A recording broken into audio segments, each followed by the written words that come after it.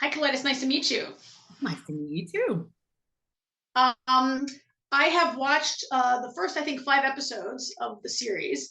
Mhm. I think it's a really great adaptation. I've seen, I mean, I've seen this on the stage, in movies. It's a frequently adapted production, but this is a great version, I think.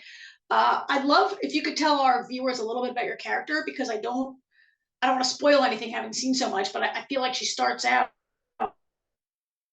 you think maybe she's going to be a minor character, and then she becomes more and more a part of the story, as we go along. Could you tell Hmm. us a bit about her?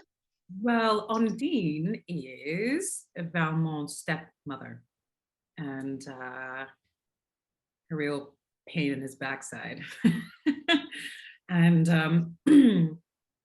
throughout the story, she insists on holding on to something that she wants very much. But I think it's interesting when you see that Valmont wants that same thing very much too.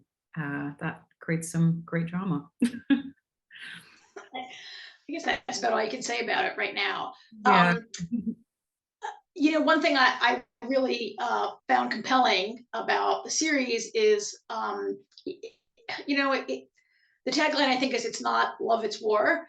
But I love the themes about women, sticking together, helping each other. There are some women standing each other's way, but I love, of course, Valmont is a big part of it, but I love the women's relationships and what Ondine, who she decides to ally herself with, if you can trust Mm. her, if you can trust her.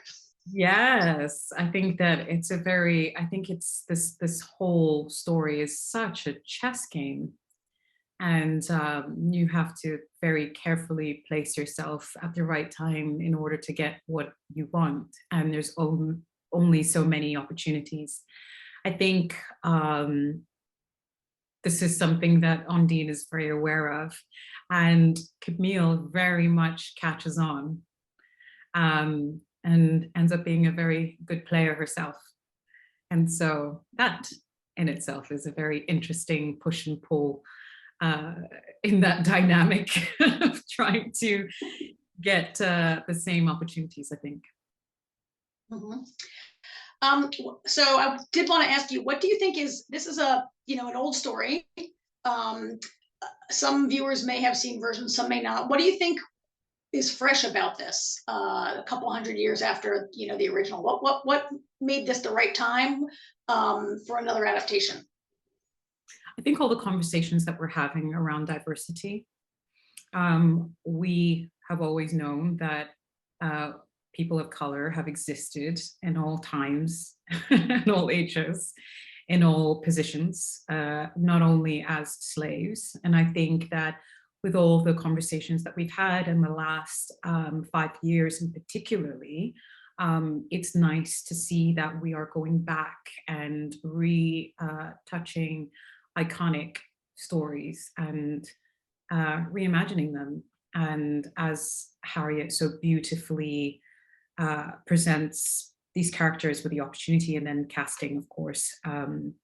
But we've been um, allowed to come back and present these beautiful characters through our vessels, which I think is so beautiful and so relevant.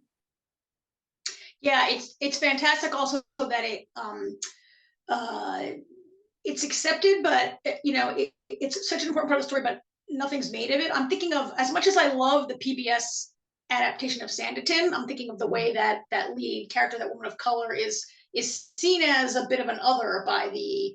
Mhm. But I don't know if you've seen it or if you're familiar with the story.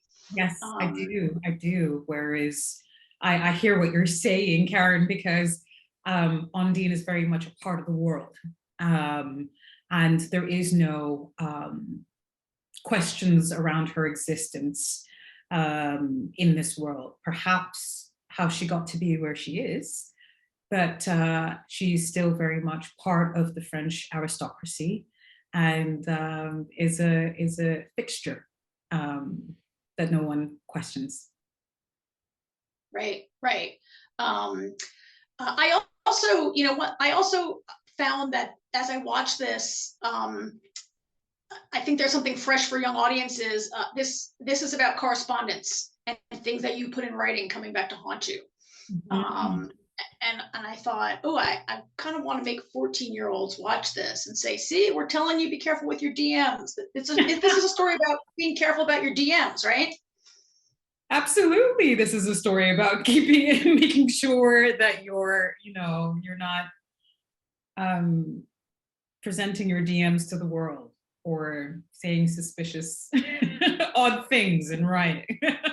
And I think as well, I keep on having conversations about how there's so much power in bringing people into your personal world, and we do it at such a rate these days. But there is a version of that in this period where women would sit around in these lounges, sitting on their chaise lounges and discussing and uncovering secrets.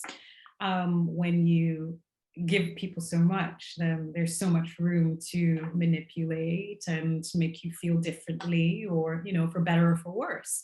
So you're welcoming all of that in, and who knows how it can be used. Yeah, there's a real lesson there. Mhm. We are out of time. I'm so grateful to you for being with us today, and I cannot wait to see Undine wreak some real havoc in this series. Thanks so much.